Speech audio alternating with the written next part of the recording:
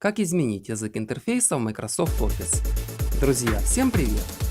Если вам нужно изменить язык интерфейса вашего Excel, Word и других офисных приложений, тогда заходим в пункт меню «Файл», «Параметры», «Язык».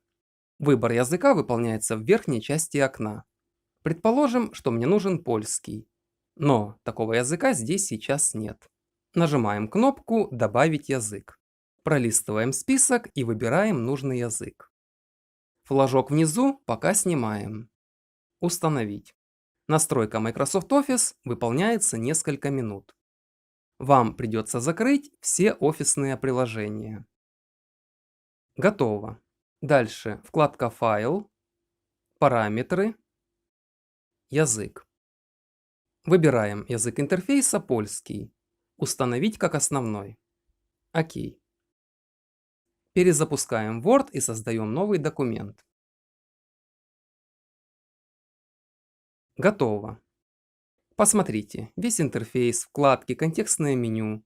Теперь все локализовано под наш языковый пакет.